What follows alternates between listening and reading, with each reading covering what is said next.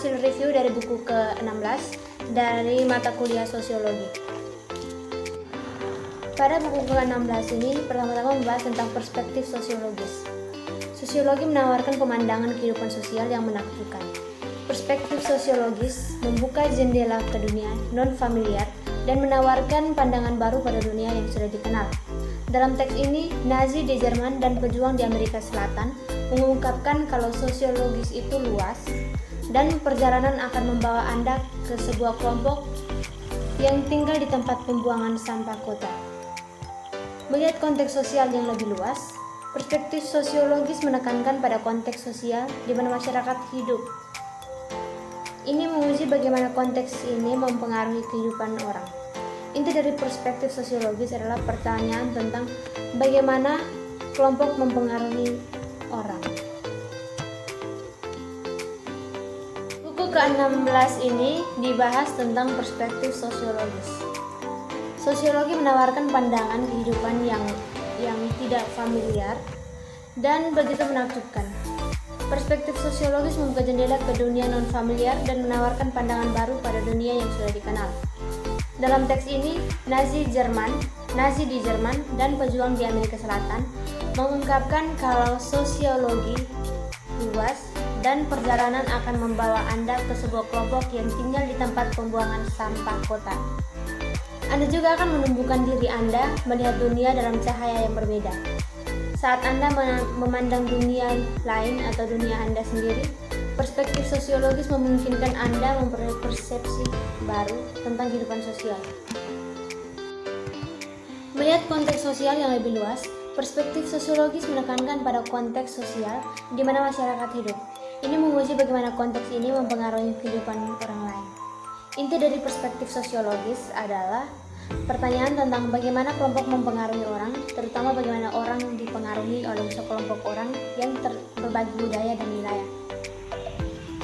Sosiolog melihat lokasi sosial sudut-sudut kehidupan yang ditempati orang karena tempat mereka adalah masyarakat dan melihat bagaimana pekerjaan, pendapatan, pendidikan, jenis kelamin, ras, etnis, dan usia mempengaruhi ide dan perilaku orang.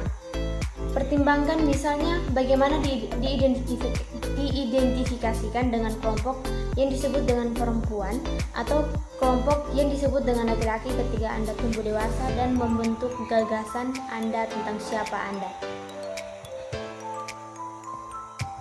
Sosiolog C. Wright Mills mengatakannya bahwa imajinasi sosiologis perspektif memungkinkan kita untuk memahami hubungan antara sejarah dan biografi. Dengan sejarahnya, Mills mengartikan bahwa setiap masyarakat berada dalam arus peristiwa yang luas. Hal ini memberikan setiap karakteristik khusus pada masyarakat, seperti gagasannya tentang peran apa yang tepat untuk pria dan wanita. Dengan biografi, Mills merujuk pada pengalaman dalam latar sejarah tertentu yang memberi orientasi hidup. Singkatnya, Anda tidak melakukan apa yang mereka lakukan karena Anda mewarisi beberapa mekanisme internal seperti insting. Sebaliknya, pengaruh eksternal pengalaman Anda menjadi bagian dari pemikiran dan motivasi Anda. Atau kita dapat mengatakannya seperti ini. Di tengah apa yang Anda lakukan dan bagaimana menurut Anda adalah masyarakat tempat Anda tumbuh dan lokasi khusus Anda dalam masyarakat itu. Pertimbangkan bayi yang baru lahir. Seperti yang Anda ketahui, jika diambil bayi itu dari orang tuanya di Amerika Serikat dan meletakkannya bersama orang Indian Yanomamo di hutan Amerika Selatan, kata-kata pertama bukan dalam bahasa Inggris. Anda juga tahu bahwa anak tidak akan berpikir seperti orang Amerika. Anak tersebut akan tumbuh dengan menginginkan kartu kredit, misalnya, atau desainer pakaian, mobil, smartphone, iPad, dan video game. Mengetahui fokus dari masing-masing ilmu sosial. Cara yang berguna untuk membandingkan ilmu-ilmu dan untuk mendapatkan pemahaman yang lebih baik tentang tempat sosiologi adalah dengan membaginya menjadi ilmu dan ilmu sosial. Yang pertama, ilmu alam. Alam adalah disiplin intelektual dan akademis yang dirancang untuk menjelaskan dan memprediksi peristiwa di lingkungan alam kita. Ilmu-ilmu alam dibagi menjadi bidang-bidang penelitian khusus menurut materi pelajaran seperti biologi, geologi, kimia, dan fisika. Ini dibagi lagi menjadi lebih area yang terspesialisasi. Biologi dibagi menjadi botani dan zoologi, geologi menjadi mineralogi dan geomorfologi. Kimia menjadi cabang organik dan anorganik, dan fisika menjadi biofisika dan mekanika kuantum. Setiap bidang investigasi memeriksa bagian alam tertentu. Yang kedua yaitu ilmu sosial. Orang juga telah mengembangkan ilmu sosial dan meneliti hubungan manusia. Sama seperti ilmu alam, berusaha untuk secara objektif memahami dunia alam. Ilmu sosial berusaha untuk secara objektif memahami dunia sosial. Sebagaimana dunia alam mengandung hubungan yang teratur atau sah, yang tidak jelas tetapi harus ditemukan melalui pengamatan yang terkontrol.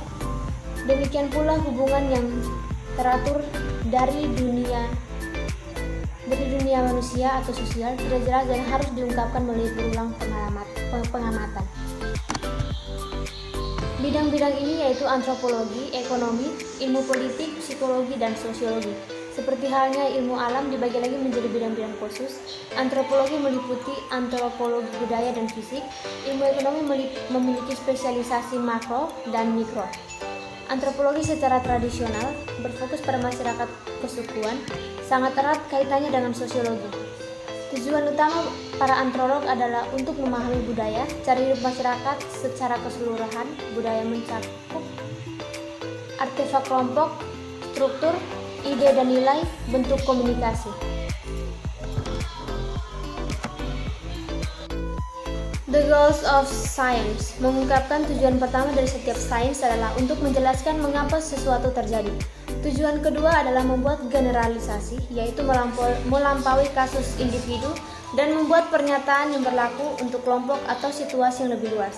Misalnya, seorang sosiolog ingin menjelaskan tidak hanya mengapa Mary kuliah atau menjadi perampok bersenjata, tetapi juga mengapa orang-orang dengan karakteristiknya lebih cenderung pergi ke perguruan tinggi atau menjadi perampok bersenjata daripada yang lain. Masuk pada bagian 3 peristiwa utama mempersiapkan panggung untuk tantangan tradisi dan munculnya sosiologi. Yang pertama itu pergolakan sosial dari revolusi industri. Saat pertanian digantikan oleh produksi pabrik, banyak orang pindah ke kota untuk mencari pekerjaan. Sambutan kota itu kasar, gaji yang menyedihkan, jam kerja yang panjang, dan pekerjaan yang berbahaya. Untuk membantu keluarga, mereka bertahan hidup, bahkan anak-anak bekerja dalam kondisi yang menyedihkan. Yang kedua yaitu pergerakan sosial dari revolusi politik.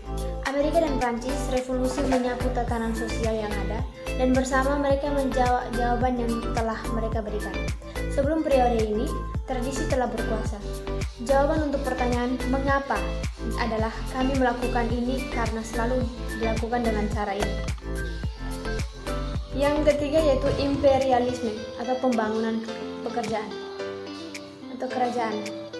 Saat itu bangsa Eropa telah menaklukkan begitu banyak negara sehingga koloni baru mereka tersebar di seluruh dunia, dari Asia dan Afrika hingga Amerika Utara dan Selatan. Ini memaparkan mereka pada sangat berbeda cara hidup dan mereka mulai bertanya mengapa budaya berbeda. Auguste Comte de Positivisme. Auguste Comte menyarankan agar kita menerapkan metode ilmiah ke sosial dunia, sebuah proses yang dikenal sebagai positivisme.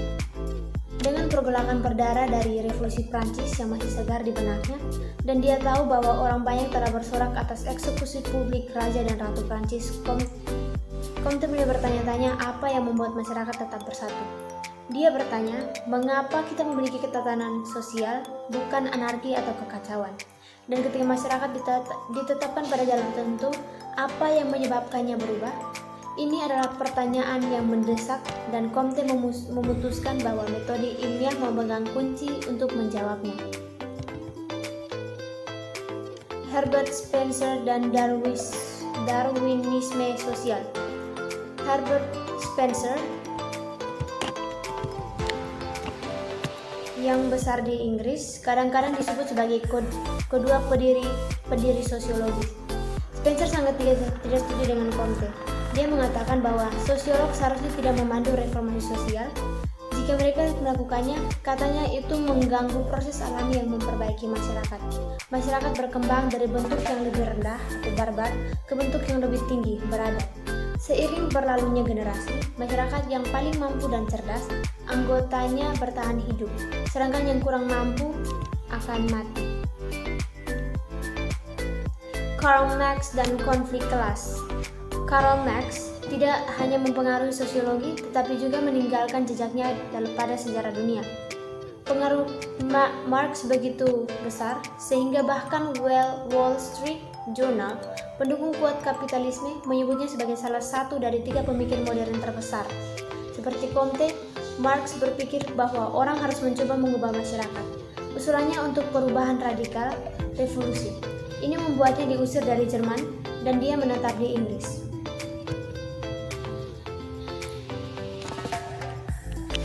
Yang berikut yaitu Emile Durkheim dan integrasi sosial.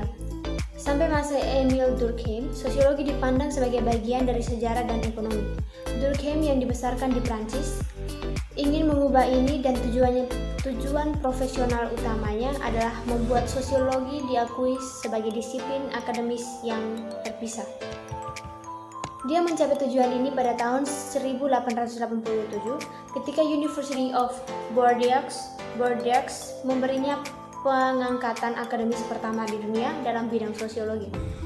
Tujuan kedua Durkheim adalah untuk menunjukkan bagaimana kekuatan sosial mempengaruhi perilaku orang. Untuk mencapai ini, dia melakukan penelitian yang ketat, membandingkan angka bunuh diri di beberapa negara Eropa. Durkheim menemukan bahwa setiap negara memiliki angka bunuh diri yang berbeda dan angka ini tetap sama dari tahun ke tahun. Dia juga menemukan bahwa yang berbeda kelompok dalam satu negara memiliki tingkat bunuh diri yang berbeda dan ini juga tetap stabil dari tahun ke tahun. Laki-laki lebih mungkin bunuh diri daripada perempuan, Protestan lebih mungkin daripada Katolik atau Yahudi, dan yang baru menikah lebih mungkin daripada yang sudah menikah. Dari pengamatan ini, Durkheim menyimpulkan bahwa bunuh diri bukanlah seperti yang terlihat hanya masalah individu sana-sini yang memutuskan untuk mengambil nyawa mereka karena alasan pribadi. Sebaliknya, faktor sosial mendasari bunuh diri. Itulah sebabnya angka kelompok tetap konstan dari tahun ke tahun. Dengan demikian berakhirlah presentasi saya berkaitan dengan review dari buku ke-16. Sekian dan terima kasih. I can fly.